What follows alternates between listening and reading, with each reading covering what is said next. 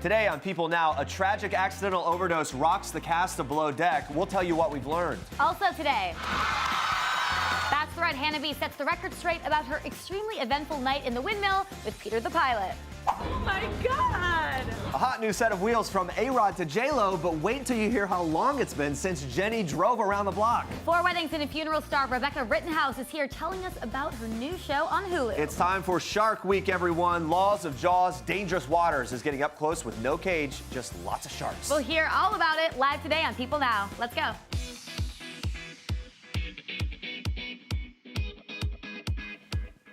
Hey, happy Tuesday, everybody. Welcome to People Now. Great to see you. Monday night's episode of The Bachelorette did not disappoint. Just part 1 of a dramatic 2-night season finale. Fan favorite, Pilot Pete, will sit home in a very tearful goodbye, but we have a feeling this is not going to be the last we're going to see. But it was so sad to see him go because I love him so much, but we want to know which show should Peter appear on next? Should he be the next Bachelor, or should he heat things up on Bachelor in Paradise? Vote in our People poll or tweet us your answer with the hashtag PeopleNow. Why not Bachelor in Paradise and be you could have it all. It's happened before, I believe. Didn't it? Yeah, with Nick. Yeah, with Nick. Yeah, He was in Bachelor in Paradise and then The Bachelor. Yes. All right, let's start with this. We're going to check in on those results and break down everything from Monday night's episode of The Bachelorette in just a bit. But for now, here's what you need to know and what's trending today on a much more serious note. Heartbreaking news for the Below Deck family today. Captain Lee Rosbach's son, Joshua Lee Rosbach, has died at the age of 42 of an accidental drug overdose. On Monday, the captain posted a tribute on Instagram revealing his late son was laid to rest on Saturday after a 20-year struggle with addiction. Lee captioned the post in part, quote, "We love Josh unconditionally and we're proud of the man that he had become in spite of his problems. There was no one I ever knew who gave more of himself to those in his life. He loved with all his being without expecting anything in return." He concluded his post with a call to action saying this: "My message to those of you who are fighting this disease, find a way to get help no matter what. For those of you who have a friend, family member, son, or daughter who's struggling, do whatever it takes to get them the help they need. Be kind and loving and try to enjoy every second you have with them." Now, according to a tribute posted on Dignity Memorial, Josh died on July 22nd in the comfort of his home. In lieu of flowers, his family has asked for donations in Josh's memory be made to the Humane Society of Broward County. It's really devastating to see them going through. Yeah, and Captain Lee was in studio back in October. He even brought his wife with him. You could tell family was very, very important to him. A really sweet guy, so this is completely heartbreaking. Our hearts go out to the Rosbach family during this extremely difficult time. All right, guys, let's move on to this. Meghan Markle secretly worked for months as a guest editor on British Vogue's September issue while pregnant with her and Prince Harry's son, Archie. And in the issue, the Duchess of Sussex is opening up about her pregnancy, writing, quote, "This is a very special time for me personally." In her candid editor's letter, she goes on to reveal that she was 5 months pregnant when the writing process began, and adds that by the time viewers hold the issue in their hands, she and Harry would be, quote, "holding our 3-month-old baby boy in ours." Meghan also revealed that working with the team as a guest editor added to the joy of the past few months on top of her pregnancy and subsequent maternity leave. Meghan said that she met British Vogue's editor-in-chief, Edward Enninful, for the first time in January to collaborate with her women-focused patronage, Smart Works. According to Meghan, that meeting resulted in a, quote, "promising powwow of two like-minded thinkers." Their Forces for Change issue features 15 trailblazing women, including actors and models, politicians and authors, and advocates for everything from diversity and mental health to climate change and voting rights. Meghan said their goal was to create an issue of, quote, "both substance and levity," with features like an interview with Dr. Jane Goodall conducted by Prince Harry and a Q&A about motherhood with Michelle Obama. The Duchess of Sussex also revealed that she's the one who came up with the idea of being the issue's guest editor instead of its cover star. She says she asked for the job via text. And when she got the gig, she says that she was sitting on her sofa at home with her dogs at her side, where she quietly celebrated. Nice. Just very casual. Cool, got the job. Pet the dog, move on. All right, Monday night's Bachelorette finale part 1 was revealing, to say the least. Hannah B and Peter the pilot reunited live for the first time following his elimination from the show. Hannah decided to kind of set the record straight about their intimate nights in the now infamous windmill. So although she previously told Luke P that she and another finalist had sex twice in a windmill, on Monday, Hannah revealed she actually lied about that number. So check out the moment for yourself. Since it's out there and, you know, I did say there was something that Peter and I did twice. It was actually 4 times. Woo! Peter laughed while saying he can't believe she just said that, while host Chris Harrison reminded Hannah that Peter's parents were in the audience, although his mom was she was clapping and laughing. Hannah laughed it all off, even reassuring his parents and the audience that he's a great catch. Peter kind of straightened his jacket and has never felt better. Yeah. Chris Harrison ended the hilarious exchange with "somewhere Luke P's head just exploded," Wow, yeah. which was one of Chris Harrison's funniest little quips in a long time. To recap what that means, on an earlier episode of The Bachelorette, Luke P revealed that although he's not a virgin, he had been abstinent for nearly 4 years and planned to wait until marriage to have sex again. Fine with that, but then the problem, he expected Hannah to follow suit. And that was the problematic part. As you might imagine, that did not go over well with her. His comments infuriated Hannah, and after a heated back and forth, she told Luke that she has had sex and that Jesus still loves her. It was one of the most iconic moments from the season. And during Monday night's live show, Peter declared, quote, "I can still confidently say that Jesus still loves both of us after all that." They really had a fun time with that. It was one of the highlights of the episode last night. And guys, stay with us. We'll be breaking down part 1 of the Bachelorette finale a little later in the show. We have a lot more to unpack, so stick around for that. Oh my God! I'm gonna have to drive. Jennifer Lopez's fiance Alex Rodriguez gifted her a stunning 2019 Porsche for her birthday, even though, according to J.Lo, she hasn't driven a car in something like 25 years. In a video posted to A-Rod's YouTube channel, he's seen plotting the 50th birthday surprise with his and J.Lo's kids. A-Rod admitted that it was difficult. He says, "What do you get someone who already has everything? You have to be creative." And get something that you would enjoy too, Yeah. maybe. A-Rod decided on a $146,420 2019 Porsche 911 GTS from the Ocean Auto Club, to be very specific. This car, absolutely gorgeous. J.Lo looks amazing in it. He did, however, admit that there was some irony in the gift, revealing, again, that she hadn't driven in 25 years. Yeah, is she gonna drive it now? I'm guessing she will. In the video, he blindfolded his fiance while both of their kids rode up in style to surprise the singer with their hot new wheels. Now, the moment was so adorable. J.Lo was practically in tears. At one point, she says, "I've never driven a car like that. I've never driven a car, period." Of course, she had to test out the new ride. Both A-Rod and J.Lo took a little ride around the block with J.Lo in the driver's seat. She even says, quote, "Let me see if I remember how to drive," to which A-Rod responded saying that he needed a double seat belt. Obviously, J.Lo completely in shock over that gift. Look at her there. She admitted that her heart was beating out of her chest and that she thought he baked a cake or something. She was fully appreciative, though. She tells her fiance that he is giving her her independence back. And she followed that saying, "This is so crazy. I felt like the party was enough. Jenny is officially back on the block." I love her kind of looking around down there like, okay, is this the brake? Is this the, I know. There's the gas. No, watch out, everybody. Hang on tight. It's Tuesday. Heidi Klum is twirling into it with a little help from her new hubby, Tom Collins. The couple, who legally married in February but are still planning a wedding to celebrate with family and friends, showed off their dance moves in a boomerang video posted on Heidi's Instagram page. In the clip you see here, Tom twirls his new bride around as the 46-year-old supermodel poses for the camera. She's looking very happy, wearing her star-studded smile and a flowing long-sleeve white dress with lace details, which she paired with some cowboy boots. Now, her man is wearing all black, some classic white sneakers. She captioned the cute video with "twirling into Tuesday," accompanied by a heart emoji. You know what? Love.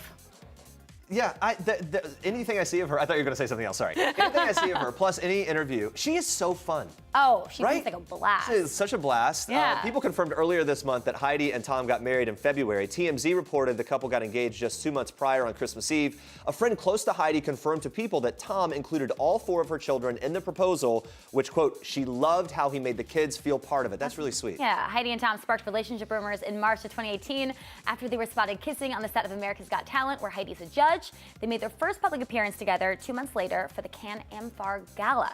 The pair received some backlash for their 17-year age difference. Heidi spoke out, telling InStyle, quote, "Lately, I'm being reminded more about my age by people other than myself. My boyfriend is many years younger than me. Lots of people are questioning that and asking about it. That's really the only time when age seems to be shoved in my face, and I have to give an answer for it." A lot of times with guys and younger girls, people don't mention anything, so let them do their thing. Well, right. We just talked about Leo DiCaprio has a much younger girlfriend as well. Even though I would say that people are questioning that too. Well, at least talking about it. At least talking about it, yeah. All that matters, they look very happy. No confirmation on the wedding date yet, but Heidi did tell Entertainment Tonight that the preparations are coming along, saying, quote, "We're 2 Germans. It will be very organized and on time, very, very much on time and very organized." To reiterate, it sounds Yes. like it's going to be organized. They'll definitely have their first dance down. We know that. It's going to look just like this, we think. We're sure if it's anything like Heidi's annual Halloween bash, it's going to be over the top, lots of fun. She always kind of blows things out in that way. All right, good for them. Stay with us, guys. We love a good rom-com. We'll hear from Rebecca Rittenhouse on all the ways her new 4 Weddings and a Funeral is different from that original. Plus, it's Shark Week. We'll be joined live by one brave diver, Jamin Martinelli, to answer all of our burning shark questions. Stick around. All right, there was some tension on Sunday night's episode of Watch What Happens Live between host Andy Cohen and guest actor Titus Burgess, who is best known for his role on Netflix's series Unbreakable Kimmy Schmidt. Yeah, apparently Titus isn't too happy with the Bravo boss after Andy asked Titus about him working with Eddie Murphy on an upcoming film. Watch this. Did you get to chat with him at all? Because he was very... Of course I did. Why wouldn't I? Yeah, of course. Well, no, I just wonder if you got close at all, because he was very problematic for the gays at one point when I was coming up. Oh, I see. He wasn't problematic for Titus. Good. And we had a wonderful time. And we talked about Dreamgirls, and oh, good. He should have won the Oscar, I believe. Yes. So he was great, and any troubles he may have had with gay people, I guess they're gone because he loved me. Good. Very good. It's game time, everybody. Lilias White is such an impressive vocalist. What are you saying, Titus? Keep going, girl. Do your show. Wow, I watched this over and over. A lot of shade there. Titus called Andy a messy queen in an Instagram post after this. He added, "Yes, I said it. Don't care he knows either. He should remember his talk show isn't an episode of Real Housewives of Atlanta. It's a place where artists come to talk about art and have a little fun, not a place to rehash old rumors or bring a star negative press." Although I would question, like, Watch What Happens Live is sort of that kind of It's a show where a lot of shade is thrown. A lot of tea is spilled. Yeah, so I don't know, maybe he's not as familiar with the show, but... He's been there before. Yeah, but anyway, it is it took a turn in this particular case. Yes. Titus is working on a new film with Eddie Murphy. He clearly didn't appreciate Andy bringing up Eddie's past. Andy was referring to the homophobic jokes that Eddie made about gay people and AIDS back in his 1981 HBO special called Delirious. However, Eddie apologized for those comments in 1996. He told the media this: "I deeply regret any pain all this has caused." He also admitted that he was young and misinformed back then. He said, "Just like the rest of the world, I'm more educated about AIDS in 1996 than I was in 1981. I think it's unfair to take the words of a misinformed 21-year-old and apply them to an informed 35-year-old man." Yeah, and Titus further called the interview with Andy Cohen, quote, "a display of ratchet behavior," and claimed Cohen had a, quote, "blatant disregard for one of his guests." He added this: "If only time were taken to know who I am and not assuming that I am the character I play on TV, he would know how to conduct a proper interview. I received 4 Emmy nominations for acting, not for being myself. He was lucky I had my wits and Christian values that day. Always keep it classy. Being friends with other talented celebrities doesn't make you talented. It makes you friends with other famous celebrities." Wow. He continued saying he should rip a page from Anderson Cooper and learn how to do his job. Andy did not seem to take the awkward interview too hard. On Monday, he addressed Titus's appearance on his Sirius XM radio show, Andy Cohen Live. He straight out said he wasn't having me. "I was trying, but no idea." And then Andy claims that Titus ran out after the interview, didn't even sign the Watch What Happens Live guest book. According to Andy, the moment the interview started going wrong was when he asked Titus about a musical he's been working on called The Preacher's Wife. Andy mentioned how Titus wrote that musical, then added, "Oh, I didn't know that. That's a great idea." Yeah, Titus had actually already talked about the musical on the show before, and he says Titus seemed very upset that he didn't remember it. Right. On his radio show, Andy said this about that moment: "I've done 1,300 episodes. I'm sorry that I forgot your upcoming project. I know I shouldn't have forgotten. I like the guy. I ran into him at a bar in Harlem like 8 months ago, and we had a really nice talk, so I don't know." Yeah, so in the end, Andy says Titus's appearance made an entertaining show, which I would agree with that for sure. Entertaining show is getting a lot of traction afterwards, right? Yeah, So, a lot of people more are talking views for about them. it. All right, now watch this. If I don't ever get married or have a baby, what? I get bupkis?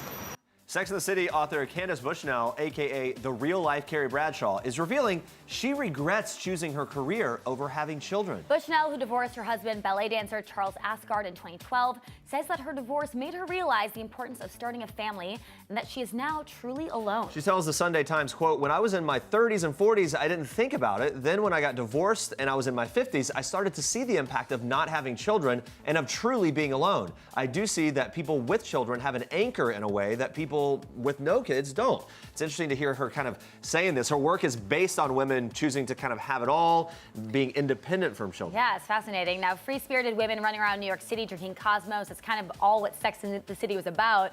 Although 2 of the characters on the show did have children, Miranda and Charlotte, Carrie and Samantha chose not to. Life can evolve, obviously. Someone's feelings can change. Candace is worth, by the way, $18 million.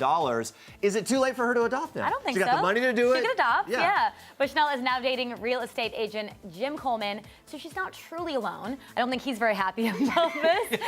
She's also set to release a new book titled Is There Still Sex in the City in early August. She opens up about a lot in the upcoming book. Yeah, it's fiction and inspired by her own life and the aftermath of her divorce. She opens up about what she calls middle-age sadness and how it's hard to bounce back from hardships in your 50s compared to when you're in your 20s, 30s, or 40s. It might be because she feels, I don't know, later in life, time is more of the essence for her. She wants more meaningful things now. Yeah, but Chanel reveals that the characters of the book have all been sexually harassed at some time in their lives, but they would have just told the men to go F themselves. Now, this is obviously referring to the Me Too movement and how women are coming forward more and more, exposing the harassment they've experienced.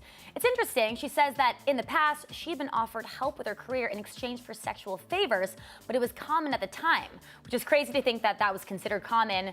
I would say it's good now that people are exposing this behavior. Yeah, it's interesting to get her take on all that. The writer and socialite arrived on the New York scene in the 1980s and admits that now she finds New York boring and 1,000 times less fun than what it used to be. Wow. But Chanel thinks modern dating has made women angry and frustrated. What do you think? It is frustrating at times, but there's some good eggs out there. Yeah. Just gotta search through, find those good eggs. When they say you gotta kiss a lot of frogs, right? Find the good egg. That's the old saying. But Chanel also opens up, to find your Prince Charming. No, got Prince Charming. She opens up about how she herself has kept up with the changes of time physically. She gets Botox, she gets fillers, even opens up about getting a vaginal rejuvenation laser surgery. It was actually once considered a Mona Lisa procedure. She also talked about how she doesn't eat until 4 p.m. So a lot of fun nuggets in there.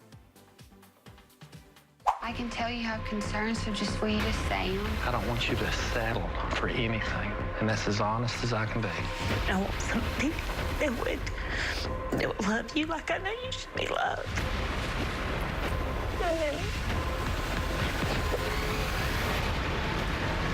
I can't do this.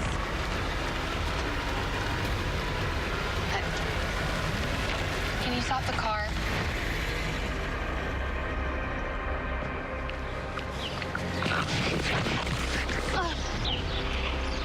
I really can't do this. Looks so painful. I'm so sad for her. Here to break down part 1 of the 2-night Bachelorette finale is People's writer and reporter Jodi Gugliemi. Welcome. Good to see you. Good to I'm see so you sad guys. the season's almost over. It's been such a good know. season. Let's talk about last night. So the episode starts off with last week's rose ceremony. Peter, the pilot, is sent home, which I was really shocked about. How did you feel seeing him go home? I was really surprised too, especially after finding out the windmill of it all. I thought, he was definitely safe. Yeah. But I mean, it was sad. It was a sad goodbye, and you could see how hard it was for both of them. The windmill of it all didn't solidify it for me because I No? think she had already alluded to them having great physical chemistry. She wanted more. He always felt like a little bit more of a little boy than the other guys. That's I kind guess of the maybe it vibe. also reiterates that just because you have a great sexual connection doesn't mean that you're going to be the one that you end up with. Right. You need both sides. You need the physical and the emotional. It also Yeah. speaks to the physical connection she has with the others must be really incredible as well. Anyway, Peter was in the hot seat Monday night, had the chance to chat with Chris Harrison. Still incredibly emotional. Hannah obviously struggled to say goodbye to him as well. Jodi, what did you think was it that Peter was actually missing for her? Like why couldn't he kind of go over the edge? I don't know, what was it? I think kind of like what you were saying, the physical aspect was obviously there from the start, but I think he struggled to verbalize his feelings, which I think at times maybe left her guessing. And when you're on a show, you're dating a bunch of men who are telling you how they're feeling, having to fill in the blanks for somebody else, I don't think is gonna cut it. Doesn't bring a lot of security. Right, Not saying right. And at that point, you're talking about little differences between all the guys, and that Yeah. would be a big part of it. Peter finally got closure from Hannah. They saw each other face to face for the first time since the elimination. Peter's still classy and charming as ever. What do you think about that conversation? Oh, I thought that it just made him so much more likable. I walked away from it being like, do I want Peter to be the Bachelor? I mean, Maybe, right? Don't forget about Mike, though. We can't forget about now Mike. I'm torn. Now I'm torn. But I thought that it was a really honest conversation. I think that it would have been hard to hear from Peter's side when Hannah said there wasn't really anything wrong. Yeah. And even the stuff was saying that, I was guessing about how you were feeling. She was like, well, if there had to be something, maybe this was it. But I think it just goes to show, like you were saying, it's getting down to the nitty gritty and trying to find the one little thing right or wrong with these people. Isn't that crazy that hurts even more, that there was nothing wrong? Yeah. And there was actually something tangible wrong? Right. What were your thoughts on the revelation 4 times in the windmill? I mean, Peter. I mean, I'm exhausted just thinking. I know. Like, how long were they together? Yeah, what'd you have, 6 hours in there? Yeah, I mean, honestly, like, by I think the a time lot of the people crew- were wondering about the logistics of that, but I pretty know. impressive. And also the fact that his parents were in the audience. But his mom was clapping and laughing. The dad was like, "That's my boy." Yeah, it was pretty funny. It was a really funny exchange. Yeah, it was. All right, we move on to Tyler meeting Hannah's family. They seem to adore him. Doesn't everybody? Yeah, he pulls it off great. I mean, why was this moment so important for him, and why do you think he was able to pull it off so well? I mean, I think Tyler is just a stand-up guy. He's proven throughout this entire thing to be such a gentleman. We've seen him support Hannah no matter what's going on, and he conveyed that to her parents, and they believed him. I think they saw his real feelings for her, and I think they could see the connection that they had. Tyler's such a stud. Like, every episode, it proves it more and more. I think also, my wife and I were talking, he's been through so much that I think this is a walk in the park for him. He just knows how to say what he feels. Right. He's very straightforward, had the connection. I love him. On the other hand, Jed's meeting with the family, a little different there. Right. Hannah's family expressed concern about him because he's going to be a musician, worried about, can he support a family, all that. Also important to remind everyone, Jed's family was hesitant about Hannah as well. I know. Which is kind of weird to see that play out. But Jodi, what does this say about Hannah and Jed? The two uncomfortable family meetings. I mean, I think the two uncomfortable family meetings, I was sitting there like, okay, is the writing on the wall here? If neither side is convinced, like, is that maybe something that they should be looking at? But I think, the financial aspect of it, sure, that's definitely something you can ask, but I kind of felt like maybe they were harping on that a little bit too much, which makes me think there was something they weren't saying about maybe they didn't see the connection there and they were using the finances kind of as a scapegoat. Right, because is Tyler like super wealthy or something? I mean, yeah, I don't know. right? Yeah, we don't know. I looked it up. I think he's a general contractor. He got an Right. MBA. Because at first I was like, isn't Tyler just a model? So I don't know. Yeah. But Other he stuff's actually going is on. doing some other stuff. Yes. Yeah. Yeah. So then Tyler, they have their last one-on-one together in a makeup fantasy suite. So if she chooses Tyler, what are the pros and cons, you think? I think the pros are that you have somebody who really has proven that they respect you, they support you, he's a gentleman. I think maybe some of the cons is that the physical aspect probably does outweigh the emotional aspect a little bit. So you're wondering, is the longevity there? Can that really last? Is there enough time for the emotional aspect to grow? And we've seen it grow over time, but is it all the way there yet, and will it ever get there? Yeah. I also think she just likes a Southern man, you know? Yeah, there is something about that, Yeah. Yeah. So someone that has those similar sensibilities. For Hannah's Right. one-on-one with Jed, they kind of spend the day on the water. The rocky family time happens. It feels like they're struggling. What do you make of that and where they stand now? And do you think that this plays into, I start thinking about sort of the editing psychology. Are they leading us in one way or casting doubt, and then she's going to choose the guy that seems less likely? I don't know. I don't know about the editing of it. I do think that when you come off of a tough family meeting, that's gonna have some aftershock. You're gonna feel it a little bit. I'm sure that it left Hannah with questions, it left Jed with questions, and this is really their last chance to address some of Kinda those hash it out, concerns. yeah. Right. So I think it makes sense that it wasn't, all fairy tales and everything. I think it speaks to the realness of their relationship that they were kind of like, okay, we gotta talk about She also got this. sick on that She boat. got sick. I It was know, very yeah. ominous. Someone on Yeah. Twitter had said, your body is literally rejecting Jed. I was like, no, her body was rejecting the sea. I know. No, I think it was a sign, Jeremy. Also, the whole time he was like rubbing her, comforting her. I was like, if I'm about to throw up, I need you to get away from me. Yeah. Don't want Yeah. to be seen. All right, Right. before we check in on our question of the day, tonight is the night where we finally learn who she chooses. Who are you thinking, Jodi? I don't know. I think that I want to see her with Tyler. I think that she's going to pick Jed, and I think, of course, that'll make the more interesting TV because we now know about the girlfriend Absolutely. allegations.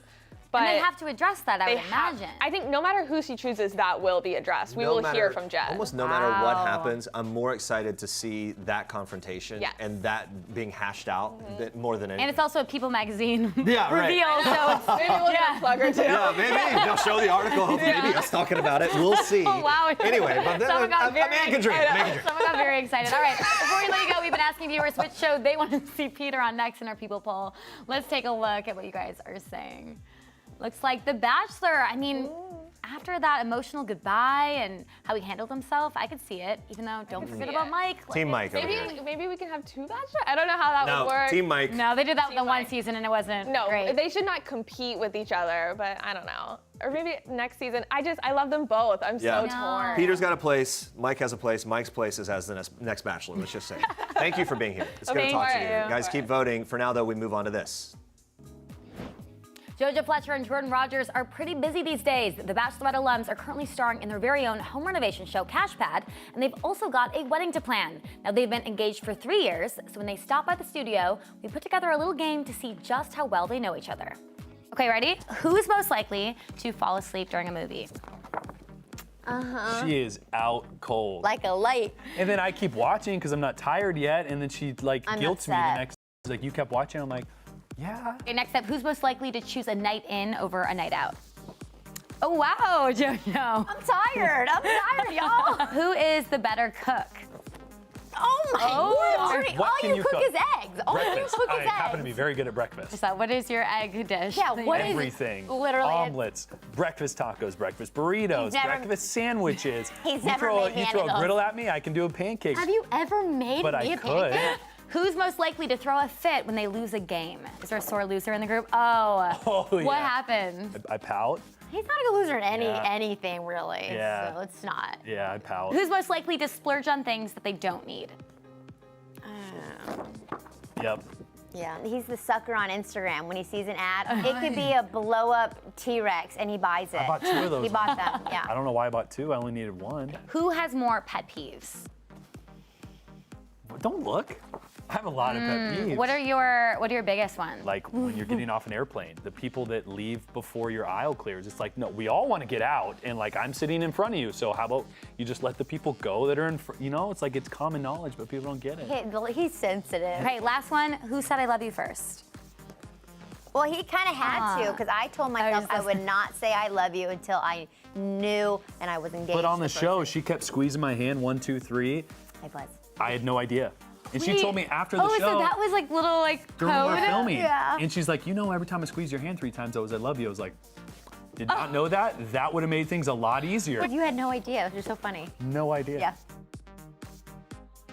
All right, guys, to see more of JoJo and Jordan, tune into Cash Pad tonight, 10 p.m. Eastern on CNBC. But now watch this. Ooh, Maya, Cash's father works at the airport.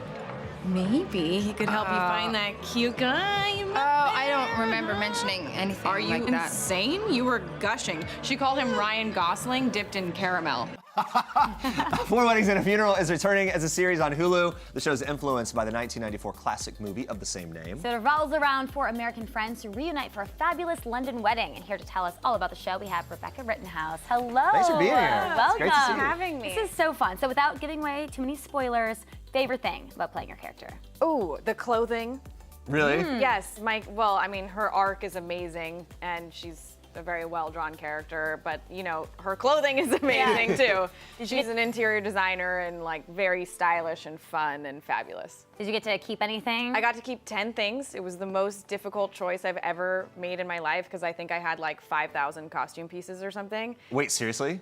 Yeah. Wow. Okay. Yeah, it was like a lot. I mean, I'm talking about everything from, From gloves to hats, necklace, whatever. Yeah, earrings. Yeah. So I got to keep 10. Okay. And they're like my precious babies. Who came up with 10? Yeah, was that like a negotiating point? Like 5, no 10. No, it really was. That actually happened at the end. It was like gonna be 5, and I was like, please, let me have more, please. Wow. Yeah. Well, okay, so the marketing campaign for the show has stressed that it's not a remake of the original movie. It lives in its own lane. It's influenced by it. We've seen at least that it's more diverse. That's for sure. Yes. What else is different this time around and sets it apart? Well, it's 4 American friends living in London versus a group of English friends. Right. And it's really 4 weddings and a funeral is just kind of used as a structure to tell the story. So 4 weddings and a funeral occur. And it's really just about this specific group of friends and their life events, and it's a romantic comedy. So the story's totally different, and the characters it's not like there's a Hugh Grant character and a Kristen Scott Thomas character. Yeah. It's like all different. Yeah, it's totally different. It's a fresh take on it. Love it. The show's created by Mindy Kaling. Yes. Love. You worked Yes. with her before on the Mini Project. Yeah. That's actually where she approached you about Uh-huh. this. So how did it all go down?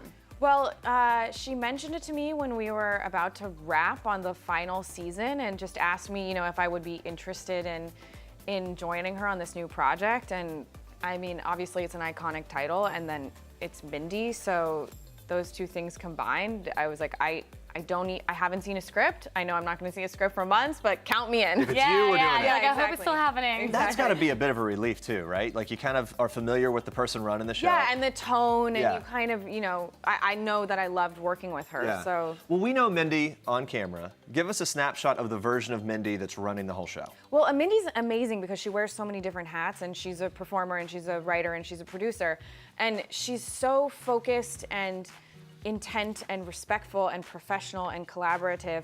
She's really the best boss you could ever hope to have, and her character on Mindy is so she's like bubbly and kind of silly, and as a person she's funny and is a fun person, but is also very focused and intelligent. Yeah. And probably a little intimidating for new people. Totally. Yeah. Totally. Because it was your second. She's such a force. Yeah. Because it was your second time working with her, it was probably a little less stressful. Definitely. But I think some of my castmates were like, oh my God, Mindy, I'm so intimidated, whatever. And I was like, it's cool. You're like, yeah, I got this. So in the Mindy project, you play Anna. Now that character's a little more cold and frigid. Opposite And then character. opposite, so Ainsley, definitely completely different. So when in your real life are you more likely to have an Anna moment, and then when are you likely to have an Ainsley moment? When something annoys me, I'm more likely to have an Anna moment, like just go real frigid. And then probably when I'm like buying things or shopping is an Ainsley moment. I'm like, more is more is more. Yeah. You could also probably channel that character. I'm like, Ainsley would do this so yeah, exactly. It's funny. Like my nails, these long nails, I got addicted to them because of Ainsley, and now I can't go back. Yeah. I love them now.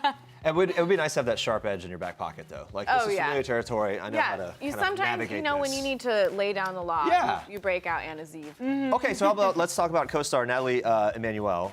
Are you a Game of Thrones person? No. Okay, you weren't going into it. Well, I had seen the first 3 seasons, I think, and then I sort of stopped watching it. But now that, I know Natalie, I'm definitely going to binge watch the rest of it. But I have the rest of it to binge watch, so I can just lock myself in my house for Was it the kind of thing that maybe other co-stars were super into it and were grilling her for questions about what it was like and things like that? I think so, but Natalie was very tight-lipped. Yeah. There was no way she was going to give anything away. She didn't want to ruin it for anybody. Yeah, those people are sworn to What was it like incredible working with secrecy. her, though?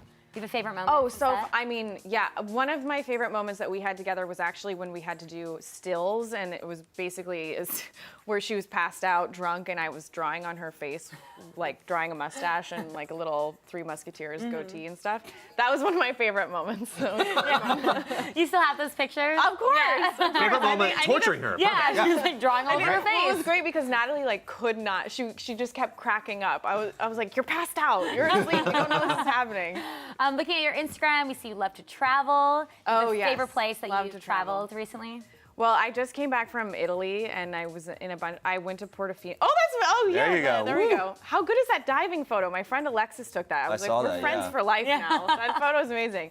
But yeah, I was in Portofino with my friends Sabrina and Michael, who live in New York, and that was just absolutely magical. I want to go back there every year of my life. Where are you going next? I'm going to Hawaii for my friend's wedding. Ooh, Yeah. which island? Yeah.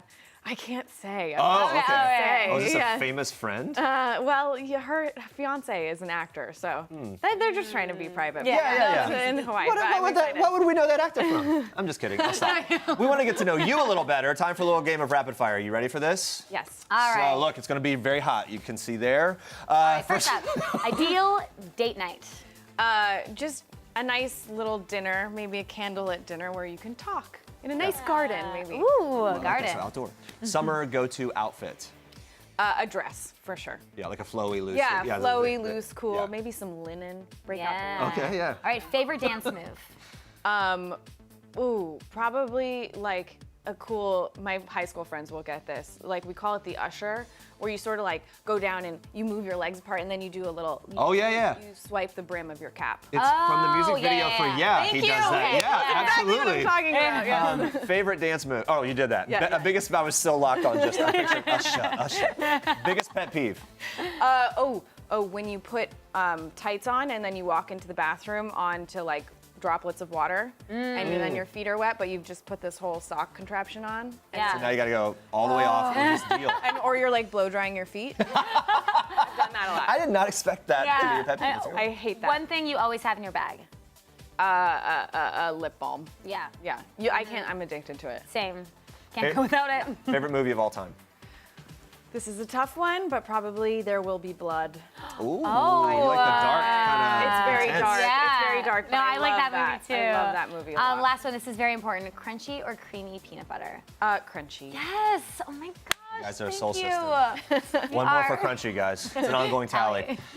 Thank you so much for being here. Thank Good to you talk for to you. having me. Guys, you can catch Rebecca in 4 Weddings and a Funeral when it drops on Hulu July 31st. Check it out.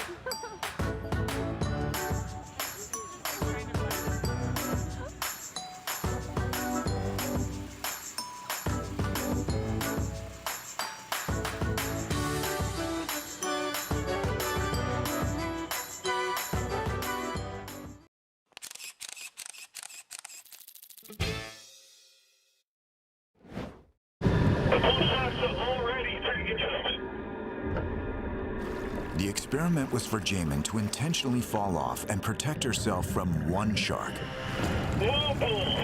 But the splashing from even a stationary paddleboard has their attention. Going in now would be nearly suicidal.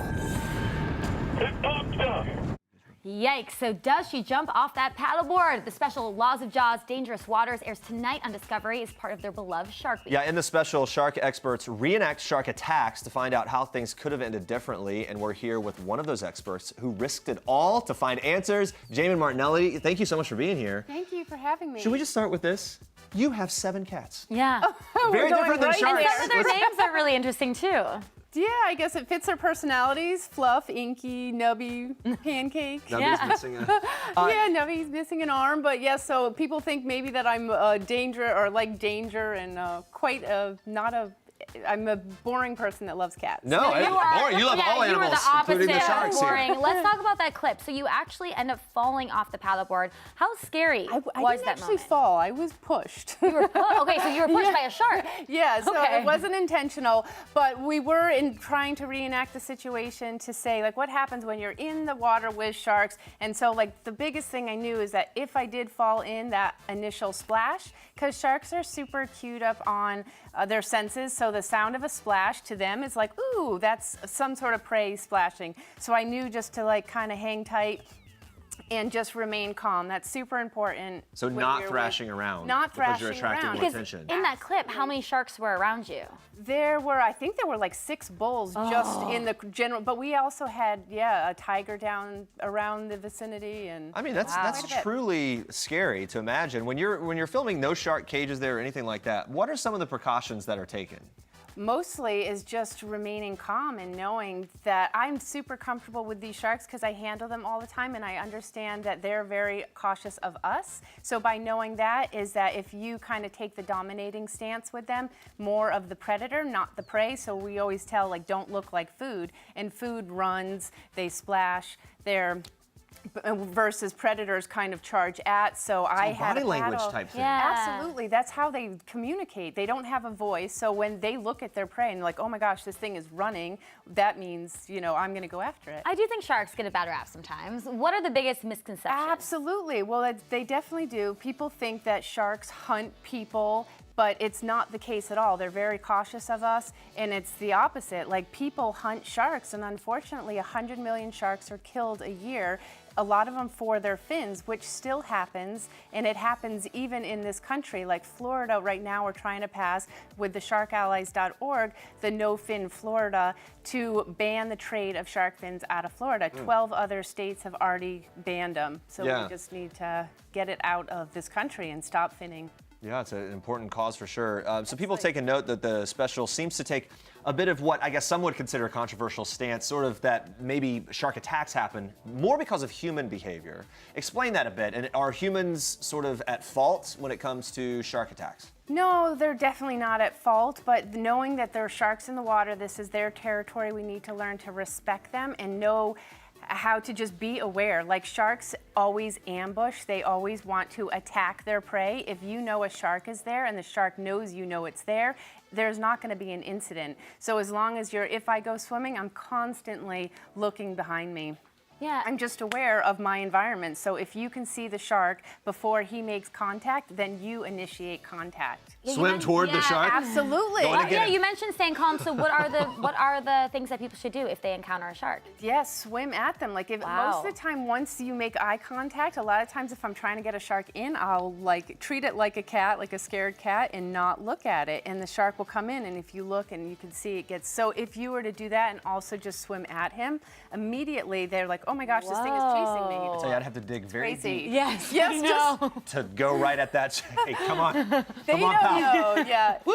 They don't know that you're afraid. They're afraid. We always oftentimes have imagery of like the movie Jaws, right? When we think of sharks. When you see it, what do you think about the accuracy of that depiction? Well, it's definitely false, Right. but I know when I first saw it, I was very much afraid, and even when I first started diving with sharks, I was terrified of sharks because we have this image that they prey people. But my first dive with sharks about 10 years ago, immediately, within like 10 minutes, I realized that they have no interest in us as a food source. Like, they are there swimming around. It is so peaceful, the environment. You are just kind of in a super like mindful, zenful place where you're not thinking of anything else, and they're not hunting us. Yeah. You said your first dive was 10 years ago. Was Yep. that just for fun? How did you get into this? I'm a boat captain, and I ended up getting a job on a shark diving boat. It's a liveaboard, and he said, you don't need to actually dive with sharks. You're just the captain. And I said, good, because I probably won't. And I was like, well, I might as well try it. And I jumped in, and I was like, wow, this is like so different than what I thought. Like, you grow up with Jaws thinking. Yeah. That's next on my list. I want to go shark diving. That would be fun. That would be It's fun so to do. wonderful. With those docile sharks, not They're not docile, Oh, not but docile, you okay. just have to be aware. with someone and like you that knows yes, how to like definitely. set it up right. Yeah. Like learn to swim toward it. Okay, so Yeah. you're not afraid of sharks, you're not afraid of cats. What are you afraid of? If you had to find a fear. Oh What is man, I am afraid of this. This is the most terrifying Really? thing I've ever This done is in my scarier life. than swimming with sharks? I was like, can I bring like a shark with me? There's one in an aquarium right behind us if I all the can time hide. looking at It's us. great when I'm underwater because I'm very unapproachable, and I'm just more comfortable being like in my mindful little zen hole when you can't approach me. So this is terrifying for me. The solitude of it does make a lot of sense to me. It's fascinating to hear from you. Thank you so Yes, much. thank Jamie, you. for being Yeah, here. And everyone, make sure to watch her tonight on the Shark Week special, Laws of Jaws, Dangerous Waters, 9 p.m. Eastern on the Discovery Channel. And coming up tomorrow, we'll have all the drama from the finale of The Bachelorette. It might just be the most dramatic finale ever, and we might mean it this time. Plus, actor Corey Fogelmanis reveals what it was like kissing Octavia Spencer for the film Ma. Thanks for watching. For now, we leave you with one last thing from Frankie Grande. Bye. Bye, guys. Hi, I'm Frankie Grande, and this is One Last Thing. My last big splurge was this David Yurman Pride dog tag that I wore very pridefully for all of Gay Pride last month. It was awesome. The last TV show that I binged was 3 Below on Netflix. It's the Tales of Arcadia. It's a cartoon and it's the best thing I've ever seen in my life. Morando expects us to run and hide. We're not leaving. The last song stuck in my head, because it's never really over. Just because it's over doesn't mean it's really over. Yay, that's it. Watch Harry Danger the Musical on Nick. Bye.